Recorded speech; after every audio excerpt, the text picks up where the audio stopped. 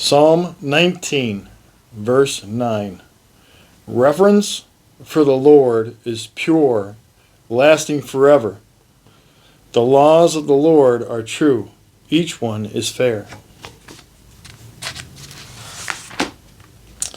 Psalm 111, verse 10. Fear of the Lord is the foundation of true wisdom. All who obey his commandments will grow in wisdom. Praise him forever. Don't lose it.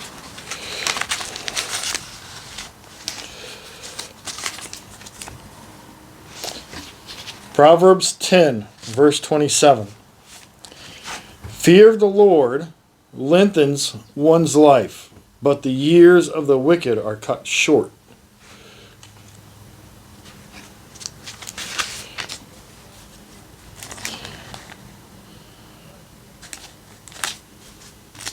Proverbs 14, verse 27. Fear of the Lord is a life-giving fountain. It offers escape from the snare of death. Proverbs 15, verse 33. Fear of the Lord teaches wisdom. Humility precedes honor. Welcome. Today's topic, if you have not picked it up, is the fear of the Lord. What a strange sentence, to have the fear of the Lord.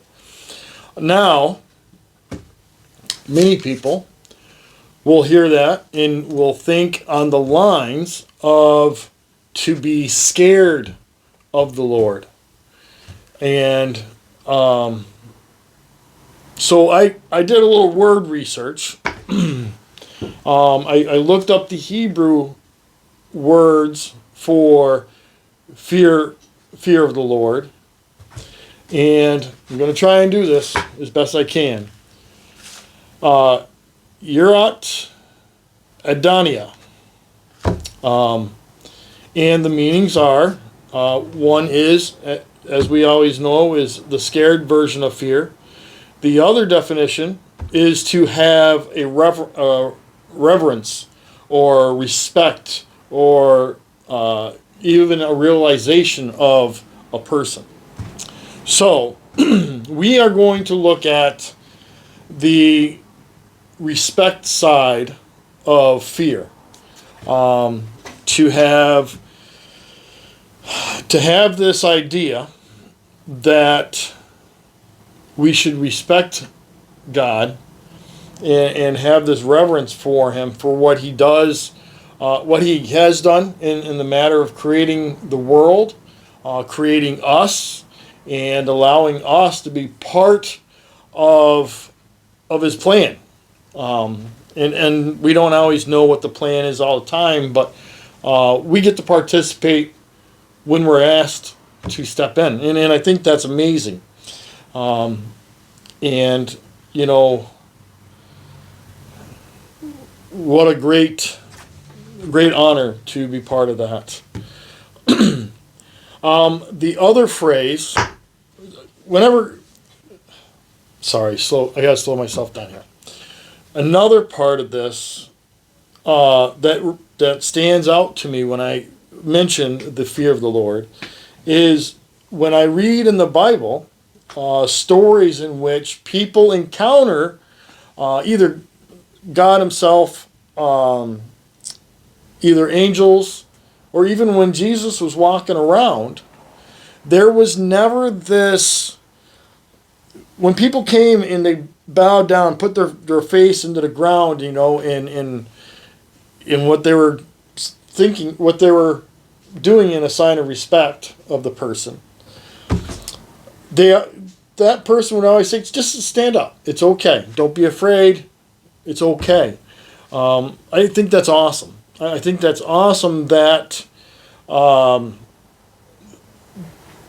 they don't take that form of posturing when we bow down to them and try not to look at them, because we're trying to show them the respect they deserve, that they're willing to say, it's okay. Appreciate that. Thank you. But stand up.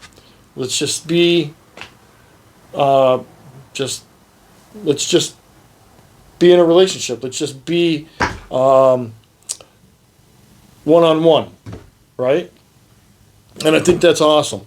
Let's look at Luke 1, verse 11 and to 13. We'll see that. Okay. So I can kind of show you what I was talking about in that avenue. Okay. This is going to be a story of Zechariah when he runs into the angel. Verse 11, Luke 1.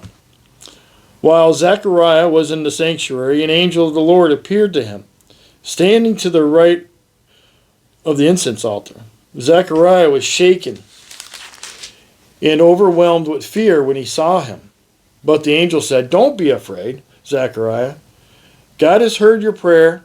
Your wife Elizabeth will give you a son, and you are to name him John." Another one is going to be Luke 1, verses 28 to 30. 28, 30. Here we go. Gabriel appeared to her, Mary, and said, "Greetings, favored woman. The Lord is with you." Confused and disturbed, Mary tried to think what the angel could mean. "Don't be afraid, Mary," the angel told her, "for you have found favor with God."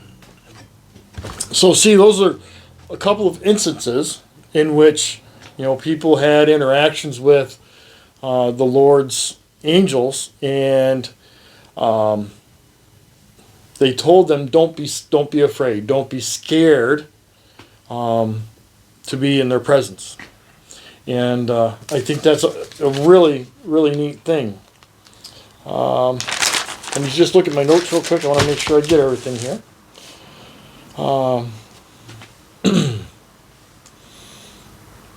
So, in this process, I'm going to try and cover in the next couple of weeks of how to maybe step back in a line with God. I went to the chiropractor this week and got myself adjusted. And as I was sitting there waiting for the guy to come in to adjust me, this thought came to me about how do we realign ourselves with God? What is that? What does it look like? What kind of steps can we do? And I think understanding what the fear of the Lord truly means is a part of that. Being able to take the fear definition in the idea of reverence, respect, understanding who God is and what He has done for us, and to allow that to guide us in this walk, and to center us back with Him.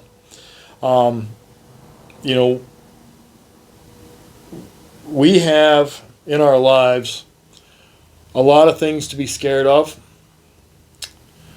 and I don't believe God is the one to be scared of. I think God is the one that we need to come the closest to when we are scared, and to truly work on that relationship so that when we are in a moment when we have whatever comes about, we are able to go to Him and know that when we go to Him that He's going to listen, He's going to help us, He's going to put things in our lives to help us through whatever it is that we're struggling with. And so that is what my message is for us today, is to work on our fear of the Lord. Work on it in the aspect of changing it from fright to love and respect for Him. So thank you and have a blessed day.